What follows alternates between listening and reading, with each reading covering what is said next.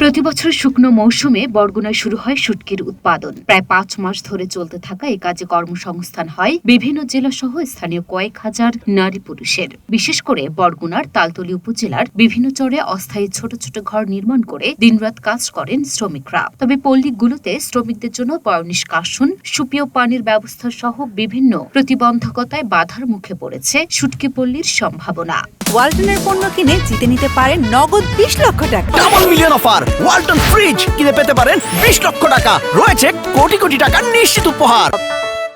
শীত মৌসুমের শুরুর দিকে নভেম্বর থেকে মার্চ মাস পর্যন্ত চলে শুটকি উৎপাদনের কাজ। এ সময় দেশের বিভিন্ন জেলার শুটকি শ্রমিকরা পরিবার সহ বরগুনার তালতলীতে কাজ করতে আসেন। প্রায় ২৫ প্রজাতির বিভিন্ন মাছ সংগ্রহের পর শুটকি পল্লীতে নিয়ে এলে রোদে শুকিয়ে শুটকি তৈরির কাজ করেন শ্রমিকরা। থাকা খাওয়া সহ পল্লীতে পয়ঃনিষ্কাশনের ভালো ব্যবস্থা না থাকায় নানা ধরনের সমস্যায় পড়তে হচ্ছে এখানকার শ্রমিকদের। বিশেষ করে স্থায়ী কোনো টয়লেটের ব্যবস্থা না থাকায় বেশি বিপাকে পড়েছেন নারী শ্রমিকরা। তো এখানে আমরা নারী পুরুষ সমান। ধরেন পুরুষে যে কোনো জায়গায় যাইয়ার বাথরুম বা পেশাবখানা এগুলো করতে পারে। আমাকে তো খুব অসুবিধে।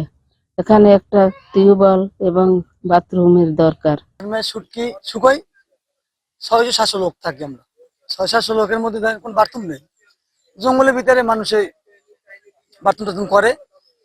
যদি আমাকে একটা বাথরুম হয় এই পাশে তাহলে আমরা ধরেন বাথরুম মানুষে করতে পারি। বর্তমানে এই একটি পল্লীতে প্রায় ২ থেকে ৩০০ শ্রমিক কাজ করেন। মাছের সরবরাহ কম থাকায় কাউকেই ঠিকভাবে পারিশ্রমিক দিতে পারছেন না ব্যবসায়ীরা। এই জায়গায় ১ থেকে ১,৫০০ লোক কাজ করে। এখন তো একটু মাছ কম সাগরে, সেই জন্য একটু কামে একটু ঘাটতি কম, এই জন্য মহাজনা টাকা পয়সা দিতে পারে না, এই জন্য সমস্যা। এই শুটকি পল্লীতে ভাইয়া মনে করেন ২.৫ মাসের মতন হয়েছে। এখন তার টাকা পয়সা তেমন নিতে পারিনি, খুব কম নিতে পারছি, কারণ মাছ পোনা একটু কম তো এর লেগে। এদের টাকা পয়সা দিতে খুব কষ্ট হয়। তারপরে আমার সাগরের মানুষ আছে, এদের টাকা দিতেও খুব কষ্ট হয়। এই জন্য এই যে রাস্তাঘাট যদি ভালো হইতো, খরচটা একটু কমতো, তাহলে আমাদের টাকাটাও অল্প বৃত্তে আসতো। এই জন্য যদি রাস্তাটা একটু ক্লিয়ার হয় তাহলে মালিকেরও ভালো, আমাদেরও ভালো, এই আর কি। প্রতি বছরই আমরা লসের কায়দায় ২-৩ বছর ধরে লস খাইতে খাইতে এবছর তো মাছই পাইনি। আমরা যে মাছ শুটকি করি এই মাছগুলো এবার বেশি একটা পাই নাই, তাইলে আমাদের ব্যবসায় অনেক লসের দিক দিয়ে আমরা দেখা দেখছে যে লস হবে। এখন বাদ ভাই আল্লাহ রাতে এখন ২ মাস আমাকে সময় আছে, যে আল্লাহ দায়িত্ব দিলে, না দিলে তো আমার পরিস্থিতি খারাপ।